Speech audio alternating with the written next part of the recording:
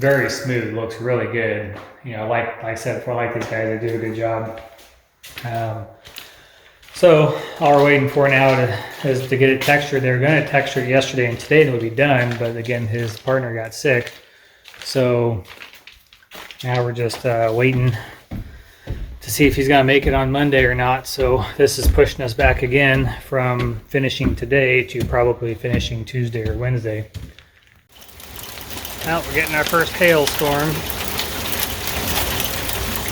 Nothing really big yet, just about maybe pea size.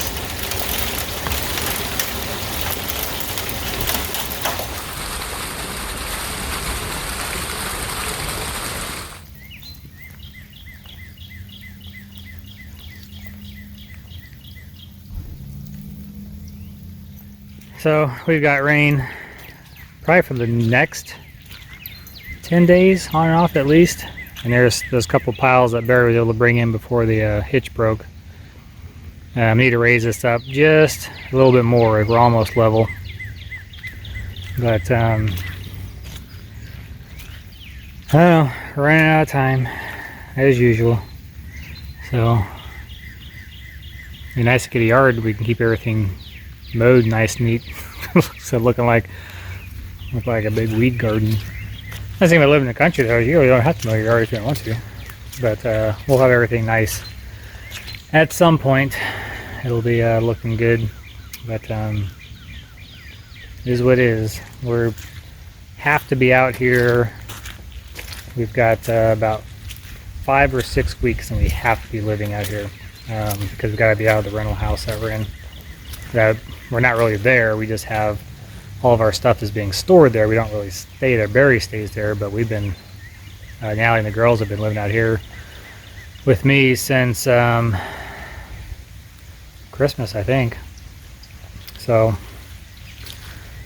anyways, running out of time. Hard to do anything when it's raining. But in order to get moved in, drywall's got to get done, which is almost there. Then we can get everything painted and carpet put in, then we can move everything in. The last utility we need, of course, is the septic system, which is a mucky mess right now.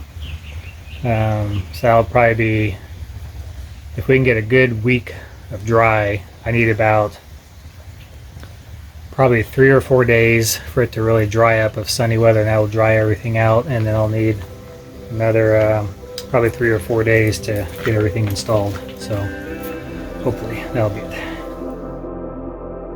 The drywallers delayed us another 2 days, which was fine with us since one of them was being tested for COVID, which luckily turned out to be negative.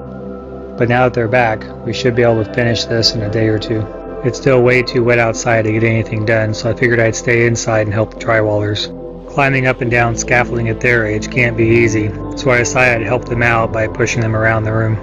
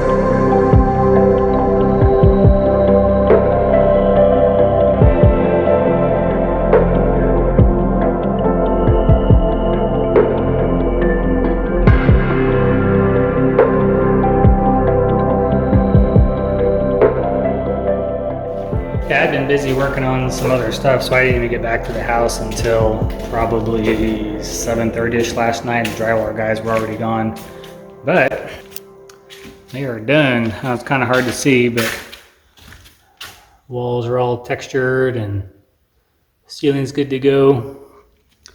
Now the fun part begins. We get to paint. Natalie found my sprayer. I had lost my sprayer in the move, and luckily she found it the other day. So I'll be buying the paint today so I can get a coat on everything. I usually do 3 coats on the ceiling. So I'll do one in, let's say, north-south direction, then I'll turn and go east and west, and I'll go back again and do north and south. What that does is it eliminates getting lines in your ceilings when you're spraying your walls. The walls, I typically do 1, maybe 2 coats, but usually just 1 coat on the walls, and then it gets the color paint over that. But it's looking pretty good. So Natalie's been picking out colors and all that fun stuff. We've been trying to get our flooring stuff laid out. So now we get to start staining and trim and all that fun stuff. So the race is on now to get the flooring in, or get a paint on the walls, and then get the flooring in, and then get some trim, at least some of the trim up on the walls, because we're not going to have doors by then. That's just not going to happen. But we can get some of the base trim in and just stop before we get to the doors, and then we can put furniture in the areas where the base trim's already down, and I can come back later, get the doors installed, and get the finish up that, and it will be pretty livable. The wood behind me that's going over these walls and down the stairwell, I don't know when we're going to get that done either. Of course, that the wood I was going to get is now about $60 a sheet, when prior to all this it was 30. So it's going to be a joy to buy and stain. I'm trying to get our stain colors figured out too, but should be able to move pretty quick on this, I hope. I'm going to go buy all my ceiling paint and everything today so I can get the spray in this weekend.